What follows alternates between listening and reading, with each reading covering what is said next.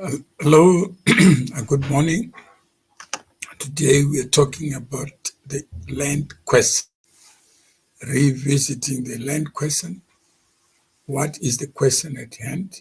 Is the land reform being reversed? What was the Zim blueprint in relation to land reform? What was anticipated as the end game? Whose land is it? Is land an object or property? When and how does land become property? When land does become property, how should dispossession be best handled? So we start with the first question, which is the issue of the blueprint. What was intended from the land reform and who was to do what under that land reform program. So this is the first issue. What was the Zim blueprint in relation to land reform? What was the idea behind it? And how was it to be implemented? The first thing is the idea. When you look at the architects, the authors of land reform, what did they have in mind? The first issue, or the starting point, was that white people came to Africa and dispossessed blacks of their God-given right. So the land in the first instance belonged to the people of Zimbabwe in their generality, the natives. Those were the custodians of the land. And as much as Europe as Europeans, China is Chinese. The idea behind land reform was the land in the first instance belonged to the majority of the people in Africa. If it's a question of Zimbabwe, that was the idea.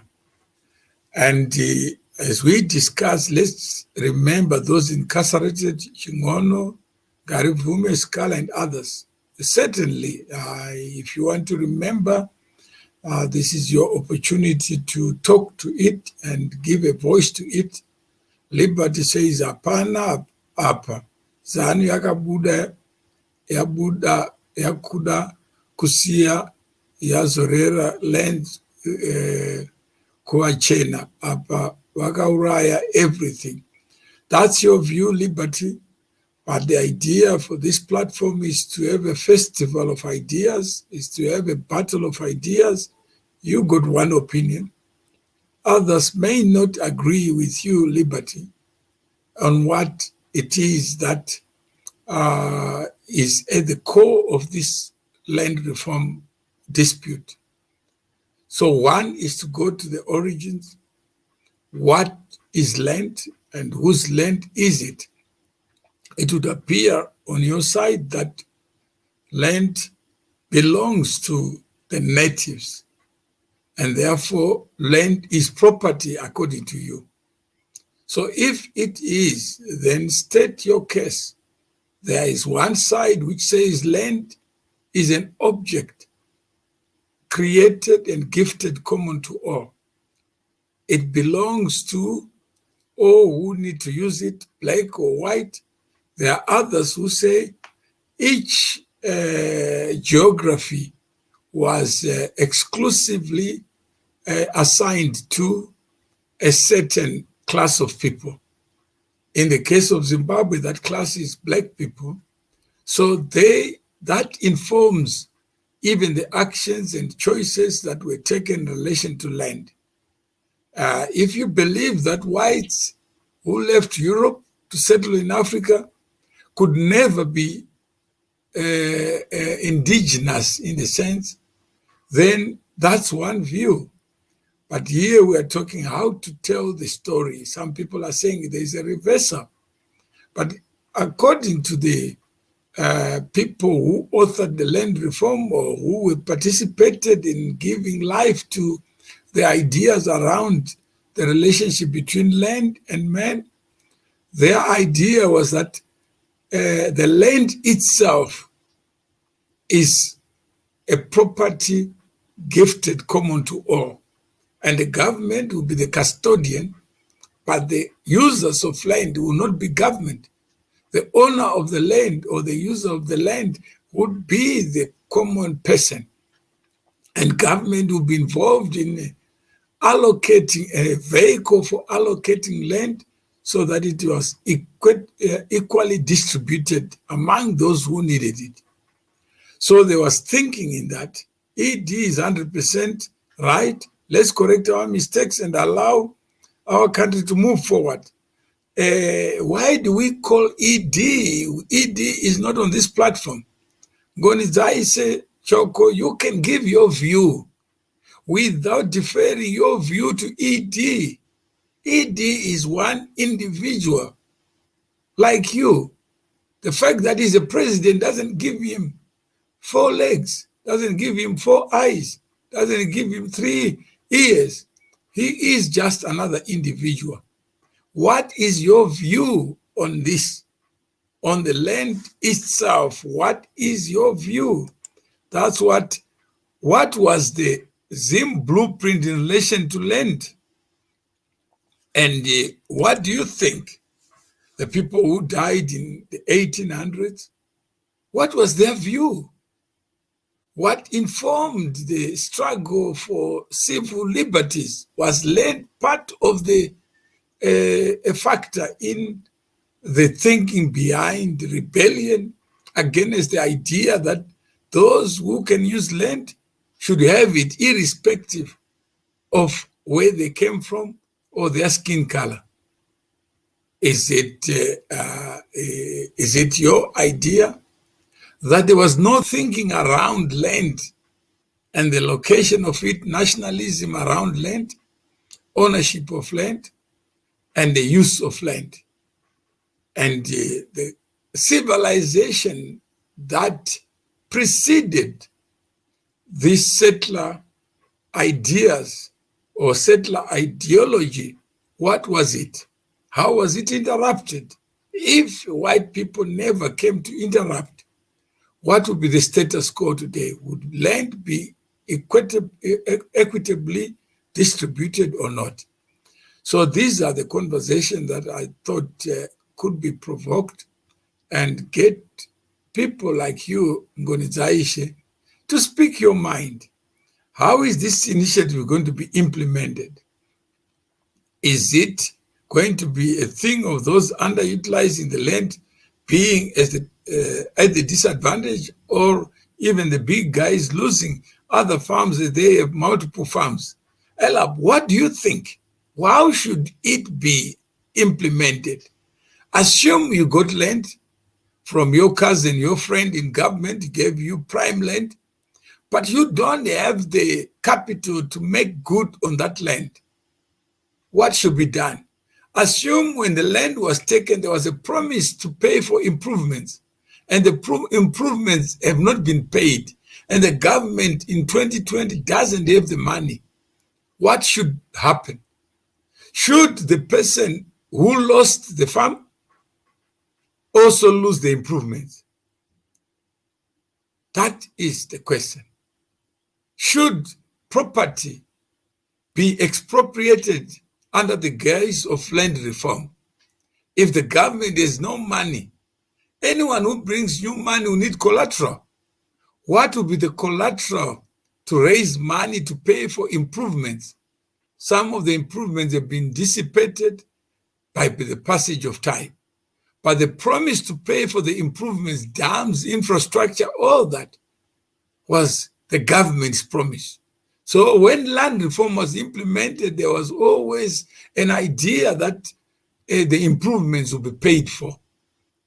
And the government did resist it. Someone took the government to arbitration. The government lost.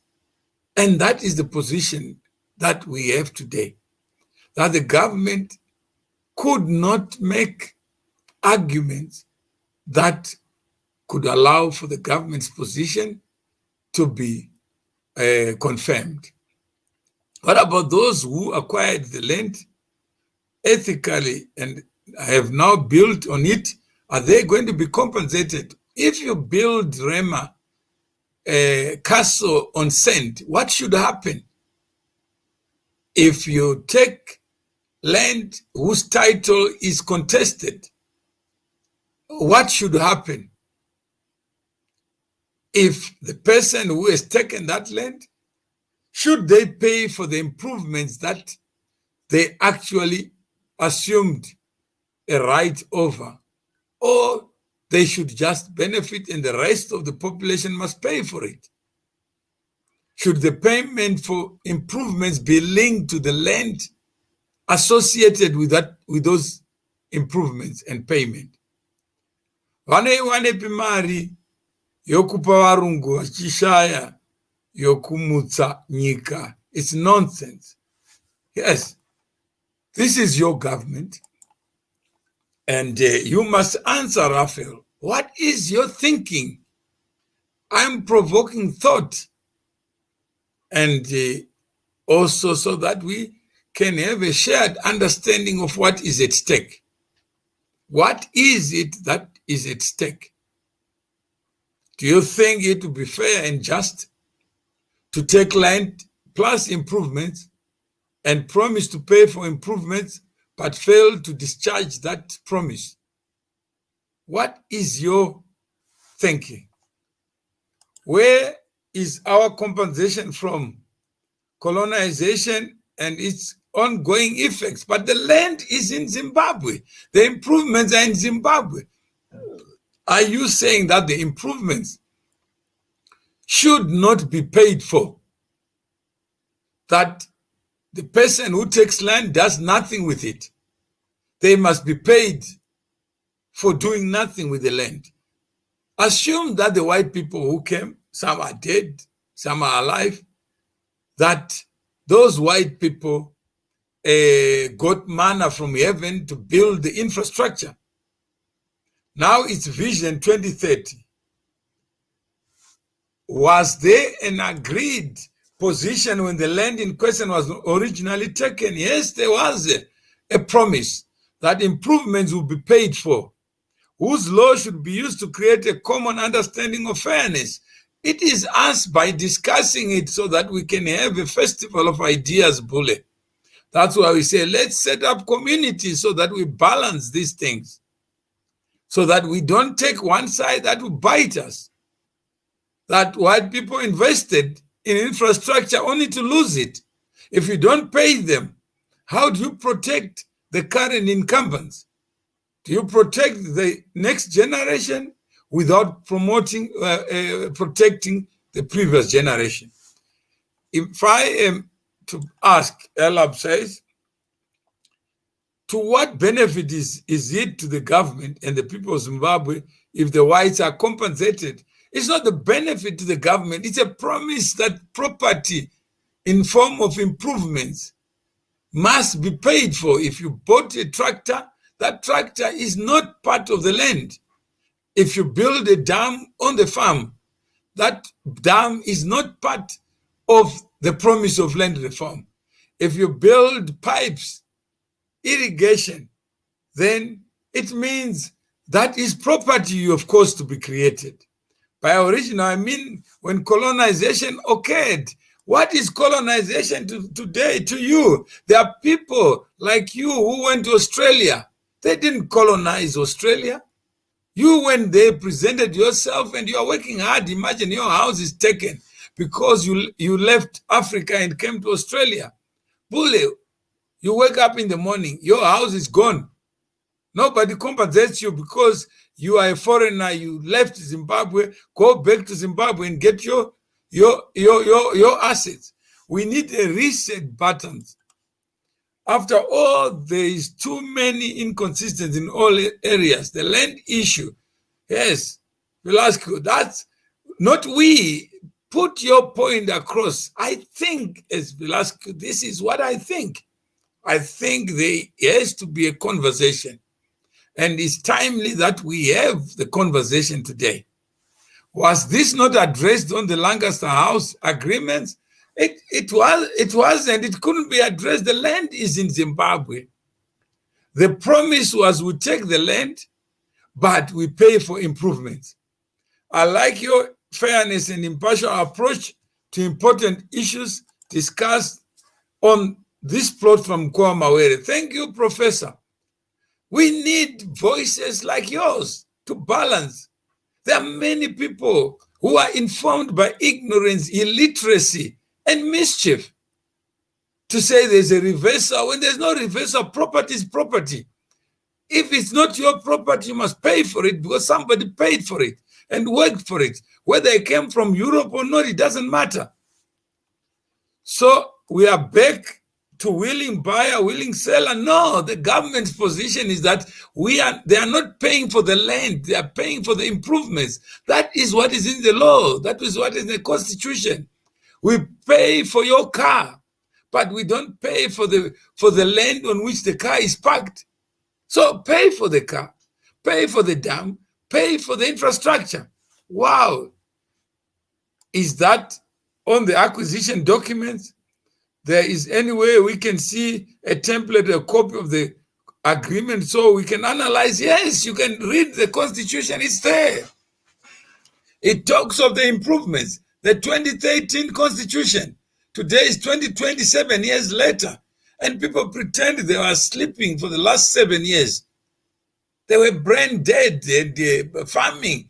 And you know what the Constitution says? It says specifically that improvements will be paid for, will be valued. And the question is, how far is this so that Zimbabwe can move forward?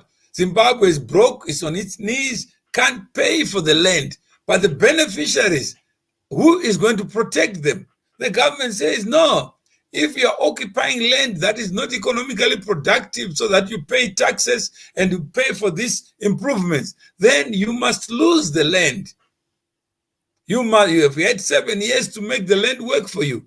And if it's idle, it's not working. Should you keep it? Is it fair and just to keep that land merely because you got this gift via government, via the instrument of government? But the improvements that you have allowed to lie idle and become obsolete, those improvements are assets of others. Someone toiled to create those assets.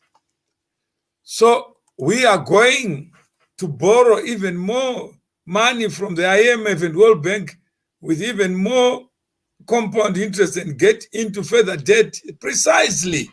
That was the promise. If you fail to discharge the promise, then there are consequences. That's why somebody took government to arbitration and government lost that case. They must pay. That's what the arbitration says. That was the ruling. Government was represented. The losers were represented. They thought they were protected. Some of them have nothing to do with the colonial question, if it exists. Some of them arrived in Zimbabwe in 1980, and they were protected by agreements, and they lost the farms and improvements. Who should make good on that when other people gave up their assets to create assets in Zimbabwe so that they could recover from farming, and the farming was disrupted as a consequence of public policy? So who should bear that burden? Who should pay for that? So that is the question. The question is, who should bear that obligation?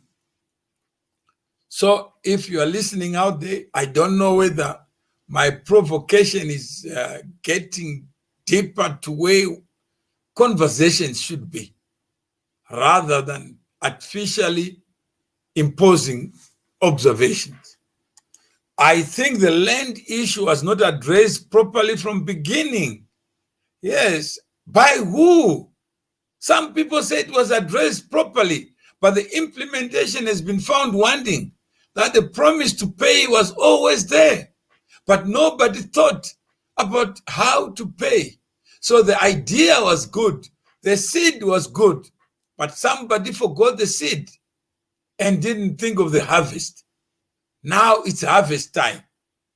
Pay back, pay the money for the assets. In New Zealand, USA, and Australia, land is sold to China. The majority of Zimbabweans own land, but they don't know how to utilize it. That's not the problem for those who lost property. They lost real property.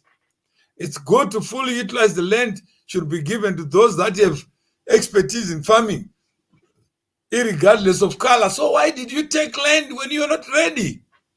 Why call it land reform when it's land disuse? Why not call it land?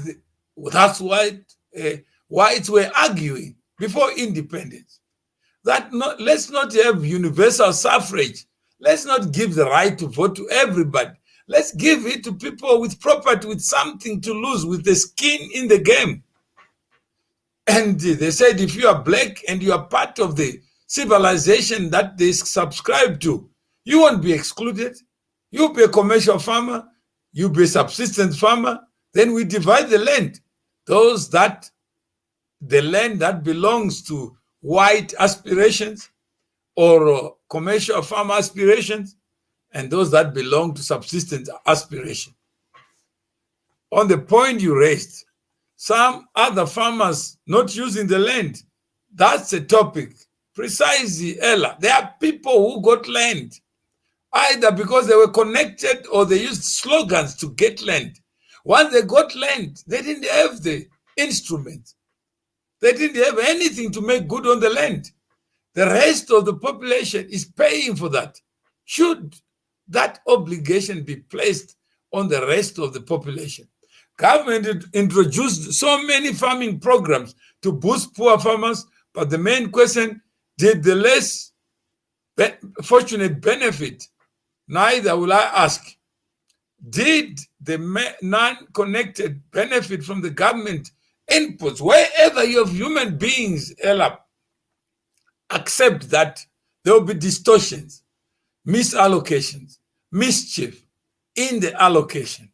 So that is what life is. Let's learn from that. Let's learn that blacks are not angels.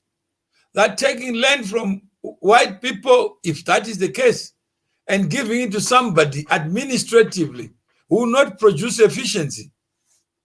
And the current owners must pay for the developments which was done by previous owners. They are the ones enjoying the benefits. Somebody will say, that's your view. Let's get that view to be given expression. Hey, that was a wrong move. That's why we need fresh and smart ideas, Rima. What is your fresh idea? Don't threaten an idea, just give it in. So this show is about provoking thought so that ideas can find free expression. Ideas can fight ideas without fighting the person. Ebi Mandishona, that's absolutely wrong to say our people don't know how to utilize the land. Allow Ebi to observe, because the reality is there. The last 20 years have produced mixed bag of solutions. There are people with 50 hectares who are only using 2 hectares because they don't have the capital to use the balance of the farm. I think it's a good move by government. They have to make good on the illegality with respect to property. The likely benefit could be lifting of sanctions. Government is also mooting compensation for Gukura Hundi with possible benefit of justice and national solidarity. Unfortunately, we as citizens reject both these good moves. Yes, Ndogoza, that's your view. But I think there is another view. What is the other view? That the government, the people who saw through this dispossession, must account for it. Where were they when people were forcibly moved from land?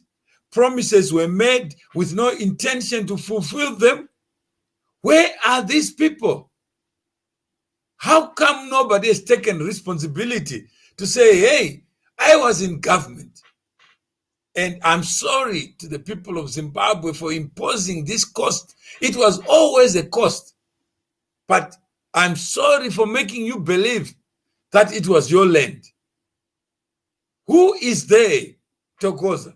Some people want to be elected in 2023, but they don't take responsibility for the real cost imposed on people. Surely you as a citizen, you must demand accountability. And I'm surprised, Okoza, you are saying it's a good move by government, but who is government? There are people in government who made wrong choices. Are they visible in taking responsibility for those mistakes? That is a question for Tokozo. Then I guess Mugabe was in charge. Was he in charge? ED has taken a different stance. Where was ED? What does he have to say? The idea in ED's mind, what is it? Let's guess what the idea is, and let's interrogate his idea and why it took a coup d'etat to give expression to that idea. Why didn't he leave government? Because government had dispossessed people of property. What is the attitude of ED on property rights? Is he a friend of the rule of law? Is he a friend of constitutionalism? Is he a friend of rights not being divested? Some people are saying, rights have been divested, deprived under the watch of a president who says the rights matter, rights of white farmers matter, property owners, but rights, human rights of an individual, who is protecting those rights? Shouldn't that be part of the conversation? Attitude determines altitude. What is your attitude towards property rights, towards human rights? Can you deprive somebody, divest somebody of his rights in the name of public interest? So ED was part of the government. Did he dissent or he played along? And how many of us play along just to be nice? But deep down, we know we are going the wrong route. And who should give us the direction of where to go when those we look up for leadership have shown traits of playing along, being comfortable? Josephat, the government has completely lost it. 20 years of telling people to land reform, now this. Yes, some people knew that there was a price tag to land reform. Some people knew that it's not costless, it's not free. Ebiman Shona, you keep first right, okay? Who compensated my grandfather when land apportionment was done? Land that you are talking about is not the same issue that is on the table. There are improvements on land. You can't unscramble the egg and get yolk outside and rebuild. So there are improvements. There's a dam, there's a road, there's a fence. Who pays for that? Did your grandfather pay for it? Or the land itself that was gifted common to all by the Creator? So all those African countries, Mberera, Maoko, when we took the farms, now Tiseka, Kuti, Tirimafuza. No, some people may not have known, but it's time to reflect, to pause and let ideas fight ideas. No one wants to talk about that. That's just a matter of let's discuss about our own people failure to utilize that land, which is shallow thinking, to say the least. Okay, just for people died for the reversal of land apportionment act. Now this nonsense, people died. Just for give us your opinion. You are here, not the people who died. They don't have a voice here. You have the voice. While we are at it, there seems to be a misconception on why we have sanctions and who is sanctioned. What's your understanding say? You have a valid point. We are going to talk about that. Let's talk about land and the consequences of taking land without making good on the promises made. Rema, we will talk about that. You can inbox me so that we are organized for the next topics. I'm just here to provoke the building of communities around problems. Land is a problem. Sanctions is a problem. So let's put a circle around these issues. Those who are interested in talking about sanctions, fine. Those who are interested about talking about land, what is land? Is land an object? Is land property? This ED guy has betrayed the struggle, but what if he believes he is the liberator? He believes what he's doing is in the national interest. Josephat, be alive to the people who don't agree with you. Improvements done by black achievement, yes, if it was done by black achievement, let the blacks come who are dead. How are you going to bring them to life? What we are talking about is the people, successors who today have right, title, and interest to land. What shall be done? Zim confused by ED, who lost reputation and desperate to seek international appeal, pawning land. No, the land was already part of the discussion. Yes, where were you? Where was ED when this promise was made? Our challenge is which law is to be used to equalize the crisis. Bule, not our challenge. You are sovereign. You are independent. Speak your mind. Don't put me in the challenge. That was self-created.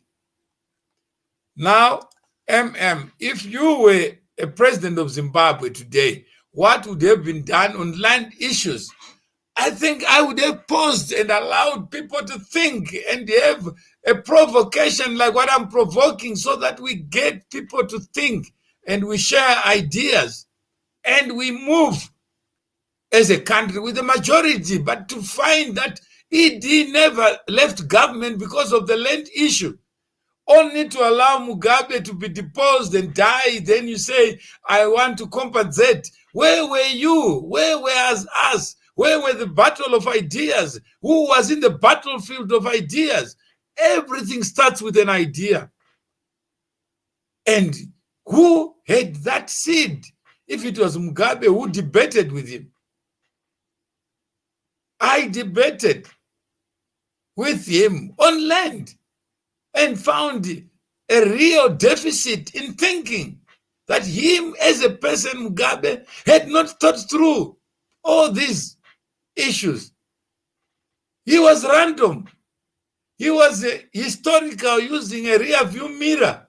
And you ask him, if I'm married to a white person and I die, what happens to the 99-year lease?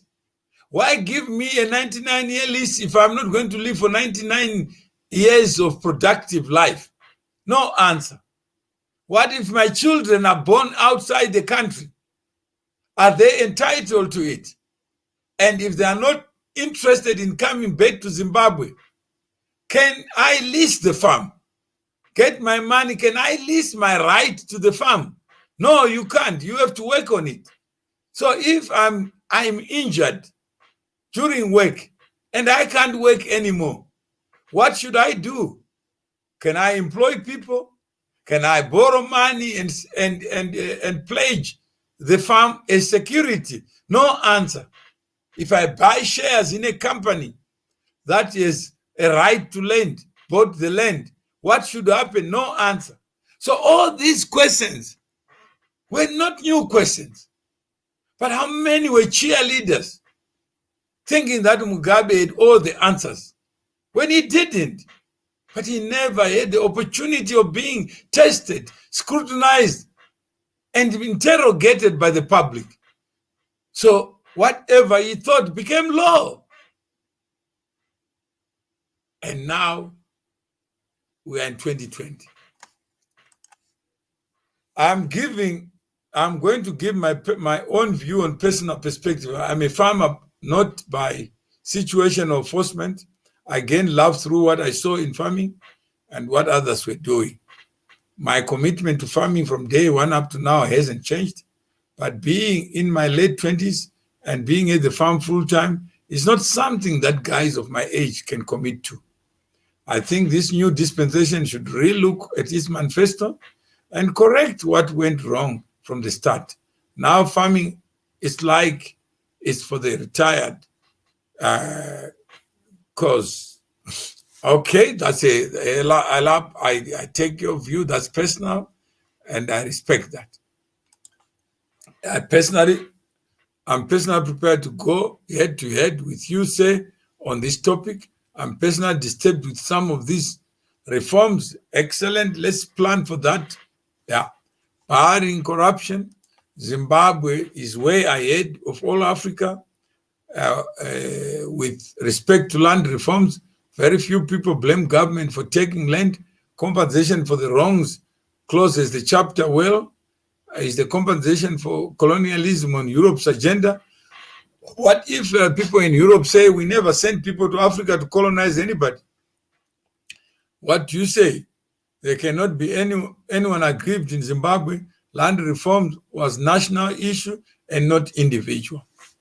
What if ED's plan works? That's fine. It's not ED's plan, it's your plan. Be part of it, Abby. Don't make it a president's issue.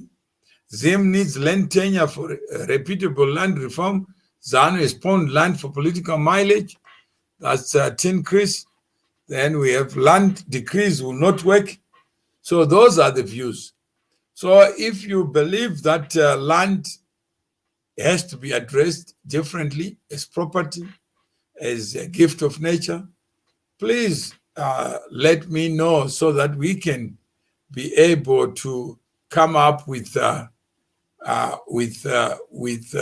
issues that unite us in thought and deed. So if we have an idea, and that idea need not be foreign, need not be ED's idea, it must be an idea that you have. But let us be organized so that we have structured conversations. So if you believe structured conversations are fine, please type here. Just put yes or no. Yes or no. This is a structured organization, a structured conversation, building a circle around a problem. And now the issue is land. If you believe that you want to be part of a circle, not just to hear from me, because I don't want to take this position of directing, then people think these are my views, when I only want to provoke you, give alternative views so that we can interrogate ideas, we can have a battle of ideas within structured communities. Ella, thank you. You can send me your details, or you can give me your details so that together we can have structured conversations where we have battle of ideas, somebody on this side, somebody on that side. How can this conversation spill into those in government so as to stir the honestness nest and just be part of a community that discusses issues, not people? All I'm asking you is, Bule, yes or no? But you're already asking that we must be a bridge to people in government when we are the government. We are the people whose ideas are not visible because we talk and talk without an end game. So if you believe that you want to be part of a structure, not a party, not a political party, just for us to build a community around a problem, that's called building community power. Just to have the voice to ask the difficult questions. The questions I'm telling you, I asked President Mugabe. The only problem is it was in his office, where I was being accused of undermining the land reform program by doing exactly what the government is doing now. My company bought farms. They were all taken. They are not productive. So I can share with you real life examples of how bad ideas are cheerled by people and say this is the best thinker. Mugabe is the best thinker. He had all the ideas when he was bankrupt himself. Only when he dies, people begin to do things differently. But we have farms. Imagine today, the government says, I must apply for the farms that they deprived and divested of me.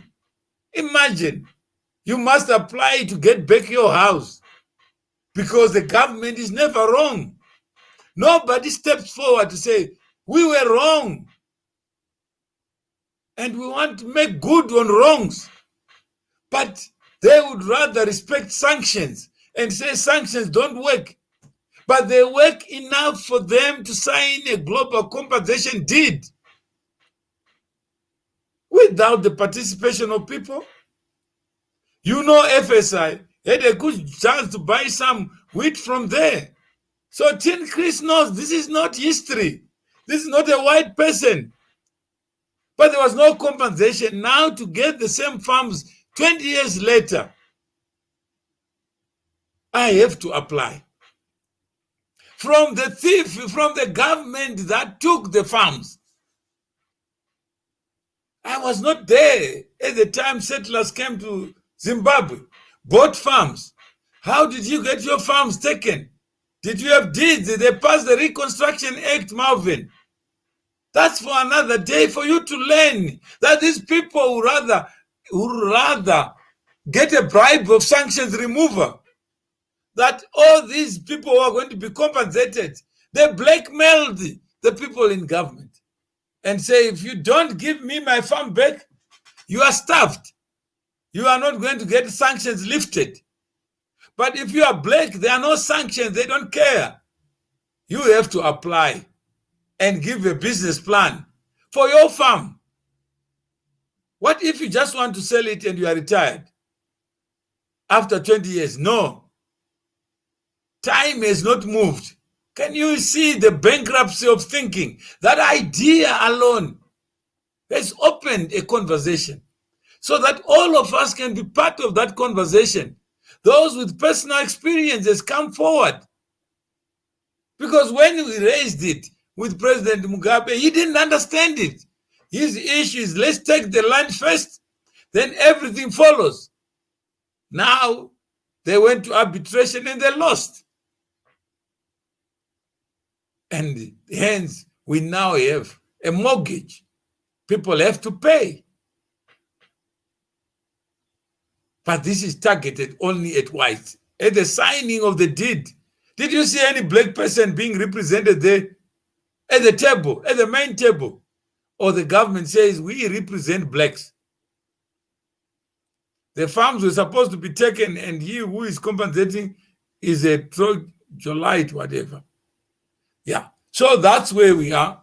So thank you very much, and I hope we can continue the conversation in a structured way.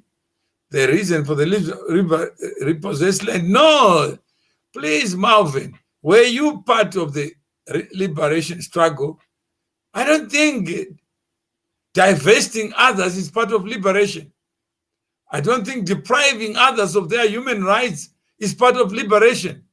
Part of depriving people of their property. What you have invested to build a dam, you could have used the cash for something else to build a house, but you chose to build a dam on a farm and you are now having to suffer the loss. Is that fair and just? So let's look at it using both lenses. Marvin, let's not use one lens because it suits us. So thank you. Those who are interested in the structured conversation, please inbox me, email to me, so that together we can have better ideas informed by real life experiences. When they came, you know the history. They killed, raped, stole. That's if you want to use the rear view mirror, fine. We are learning though. Question that maybe not we are learning. Bule, not we. Just say I am learning because you are speaking on your behalf. Marvin, Cuba, yes, I'll aid you and think, let's have this conversation later on today. Let's have a no holds barred, and let's continue the discussion later. I have to go to a meeting, but thank you very much for being part of this conversation. I hope when we have conversations, we all can benefit from them. It doesn't mean I have the answers. It doesn't mean I don't like history. I like it. But what shall be done today? We live in the present tense. We make decisions in the present tense. What shall we do today? Should we be the eyes and ears of those who departed? Should we allow ourselves to deal with matters that are beyond us? Danny, yes, I will come back. Let's have a way of discussing. Let's belong to something. Let's belong to a battle of ideas. Let's belong to a community where we celebrate diversity. We celebrate dissenting arguments, dissenting ideas. Let's be the change that we want to see. Let's not leave it to presidents because they are prisoners. They may not know what we know. Let us be the change that we want to see. Thank you very much.